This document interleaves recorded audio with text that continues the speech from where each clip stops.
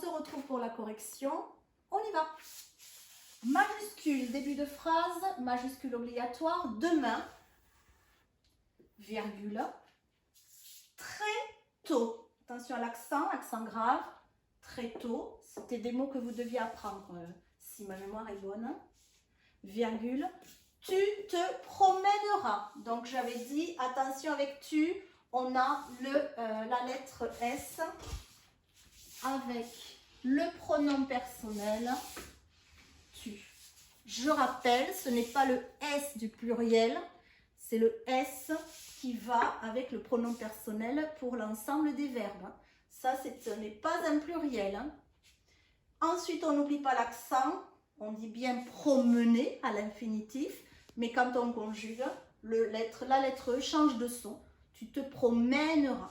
Accent grave. En forêt, loin de la ville. Pas de difficulté importante. C'était des mots que vous deviez apprendre. Donc, on continue. On y va. Deuxième phrase, majuscule. Elle te dévoilera. Donc, le sujet, le pronom personnel sujet, le verbe dévoiler à la troisième personne du singulier. Elle te dévoilera peu à peu ses beaux secrets. Alors, vous avez ici, hop là, le groupe nominal dont je vous parle à chaque fois, les siens, c'est-à-dire les secrets de la forêt, c'est un déterminant possessif.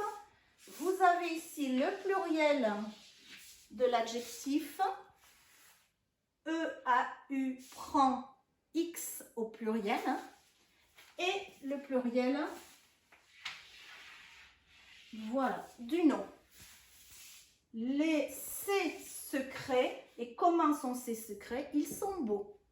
Tout ça, groupe nominal au pluriel.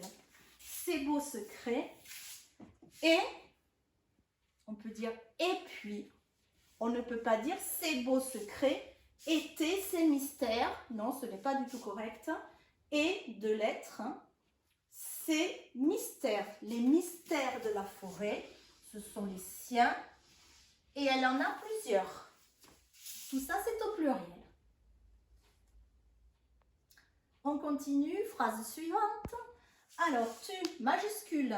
Attention, la majuscule de la lettre T, je rappelle, comme ceci. Voilà. Tu te baladeras. Voici le verbe, c'est le verbe balader. Qui est-ce qui se balade? Tu. Voici le pronom personnel sujet. Et on n'oublie pas la lettre muette au futur également. Le S qui n'est pas le S du pluriel. Hein.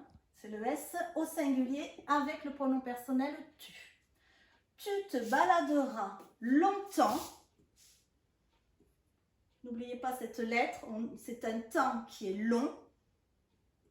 Longtemps. Les yeux ouverts. On est toujours sur le groupe nominal et encore une fois au pluriel. Alors nous avons les yeux. Donc ici c'est un X. Et comment ils sont? Ils sont ouverts. Donc ça c'était la lettre muette du pluriel. Ouvert prend un T puisqu'au féminin on dit ouverte. Donc cette lettre est tout le temps à la fin de cet adjectif ouvert. Et là en plus on rajoute le pluriel. On continue. Et, encore une fois, on peut dire et puis, et non pas était. Les yeux ouverts étaient les oreilles attentives. On ne peut pas le dire. Les yeux ouverts et puis, les oreilles attentives. On continue dans le groupe nominal au pluriel. Plusieurs oreilles, on en a deux normalement. Et elles font attention au bruit qu'il y a dans la forêt. Donc le bruit au singulier, on pouvait le mettre au pluriel, on aurait pu écrire au bruit, aux différents bruits qui existent. On aurait pu, à ce moment-là, il faut que ce soit au pluriel ici et là, c'est-à-dire X et S. Hein. Le nom est au pluriel et là c'est au pluriel. Mais je crois que je vous avais dit 2 lettres, donc au singulier. Hein. Il peut y avoir hein, au bruit en général. On continue. Alors ça, là c'était la fin de la DCE1, je crois. Oui. Alors on continue. Ensuite, majuscule, ensuite, moins variable, virgule, tu feras. On retrouve encore une fois le pronom personnel sujet avec le verbe faire au futur. Tu feras des découvertes surprenantes et merveilleuses. Tout ça, c'est un groupe nominal. Au pluriel, hop, des découvertes, plusieurs découvertes qui sont surprenantes et qui sont aussi merveilleuses. Donc là aussi, c'est au pluriel. Voilà. Donc c'est un groupe nominal avec 2 adjectifs. Hein. Le déterminant, le nom, féminin pluriel, l'adjectif, féminin pluriel, et le deuxième adjectif, féminin pluriel. On continue, dernière phrase, encore un petit peu de courage. Allez, on y va. Avec, majuscule. Alors, tes amis, on l'avait vu là, lors de la précédente dictée, vous pouvez tout mettre au masculin pluriel. Ça peut être un groupe d'amis où il n'y a que des garçons, masculin pluriel. S'il y a des filles et des garçons, c'est quand même masculin pluriel. Attention, ne dit pas que le masculin l'emporte sur le féminin. Non, non, c'est pas ça du tout. C'est une règle. On garde le masculin. Hein. Rien, personne ne l'emporte sur personne. Hein. Ça, c'est important. Ça. Et tes amis, il se peut que ce soit que des filles. À ce moment-là, il faut le E du féminin. Groupe de filles uniquement, tes amis. Donc, j'accepte les deux. Les deux sont tout à fait possibles. Vous remarquerez. Donc, vous remarquerez, on est à la deuxième personne du pluriel. Avec vous, le pronom personnel sujet, le EZ, hein, comme au présent. Hein, vous chantez, vous dansez. Vous avez aussi, hein, avec le verbe avoir, hein, vous remarquerez EZ. On continue. Des arbres nouveaux. Donc, on a encore un groupe nominal au pluriel. Plusieurs arbres, des arbres nouveaux. Et c'est un X. Hein, avec EAU, le pluriel étant X. Des arbres nouveaux. Des fleurs mystérieuses. Encore une fois, un groupe nominal déterminant au pluriel.